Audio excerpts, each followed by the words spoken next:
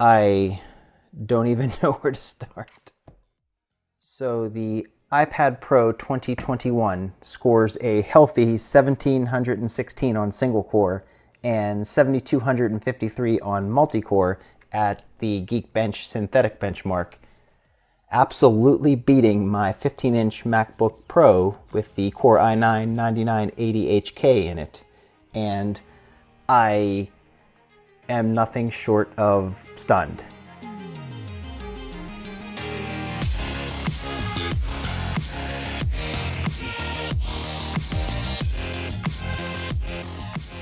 Although this is the first M1 product that I personally own, I have done a ton of reading and watched a ton of videos on its performance, and I have really high hopes that this is going to bridge the gap between a standard tablet and a MacBook and actually be able to do some real productivity work. Final Cut Apple, maybe? But I've actually spent a ton of time talking about this, and I really want to spend a lot of time playing with it, so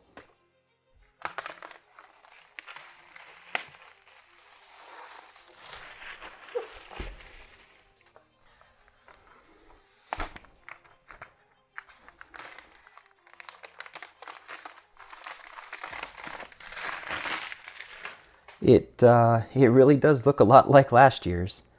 I actually don't know that I can see a difference on the back. Speakers look to be about the same, logo the same, cameras, they look just about identical. So for the most part, it looks exactly like the last generation of iPad Pro.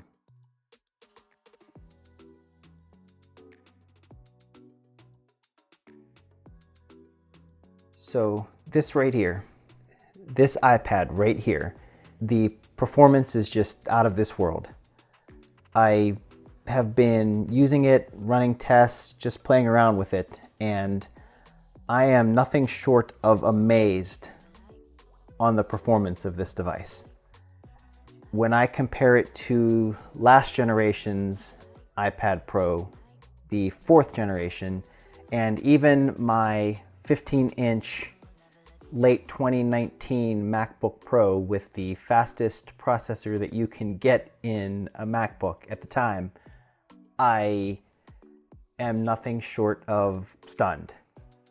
So the iPad Pro 2021 scores a healthy 1716 on single core and 7253 on multi-core at the Geekbench synthetic benchmark, absolutely beating my 15-inch MacBook Pro with the Core i9 9980HK in it, and just trouncing the last generation iPad Pro at 1126 and 4713. From a graphics perspective, the metal score of 21165 on the new iPad absolutely smashes the 11,953 score of last generation's iPad, and actually gets pretty darn close to the Vega 20 Pro graphics in the MacBook Pro that scored 26,789. Now, that's just absolutely ridiculous and extremely impressive. The only thing it really doesn't have going for it is, since I've used my MacBook with an eGPU, I do get some pretty impressive scores from the Radeon Pro graphics that I use in an external GPU. But it's pretty much the same story everywhere. The Wildlife Unlimited test that scored 18,293 and 109 frames per second in comparison to last generation's 3,087 and 20 frames per second is just mind-blowing and frustrating all at the same time, because this is still an iPad. Currently, this much performance is just, for lack of a better word wasted on the software. It's capable of doing so much more, and it's really being held back with the inability to get pro software. Now, there are some things that are available now in either limited release or beta. Take an application like Photoshop. Just doing something like adding a blur effect, you can see the skipping and stuttering as the blur starts to increase, and then it just starts to get a little bit jittery. Take the new iPad with the same effect, and it just kind of is smooth the entire way. And this extends really to everything.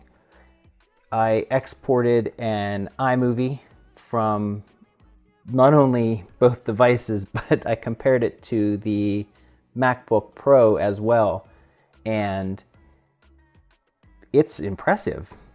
I actually can't wait to see if Apple decides to put Final Cut on here. And not that the MacBook Pro isn't a joy to edit videos on, but I can just imagine how awesome it would be to grab an Apple Pencil and just get my video clips on an external drive and plug it into the Thunderbolt port here and just sit back and edit away on a device that's even smaller and lighter than the MacBook Pro is, and still be able to edit 4K video clips and potentially export them even faster than on my MacBook, which I still can't believe I'm even saying.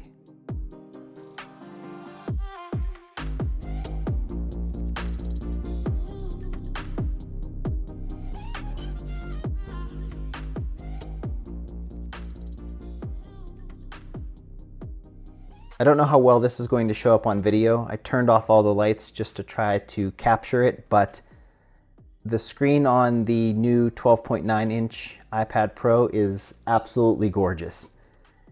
It does have a lot of the bloom effect that you may have heard others talking about, and that is whenever there is a lit up part on the screen against a black background, but it's really because the blacks on this are just so deep. If you compare that to last year's, you don't really see that bloom effect, but that's because everything's more of a grayish hue here, as opposed to this. I can't even see my hand in front of the screen here, as opposed to here or on the last generation iPad. Now that I think about it, it feels like there should be a few generations of a product between these two.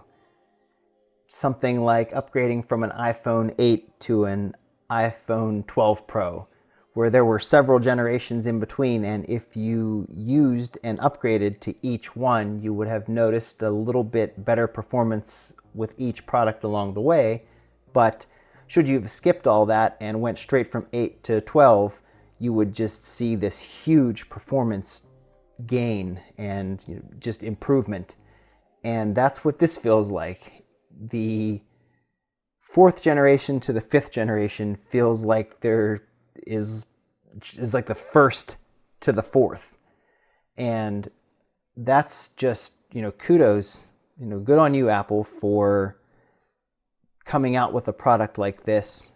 And it really is impressive. Now, I know I've said this quite a few times through the course of the video, but I definitely hope that there is some surprise in store.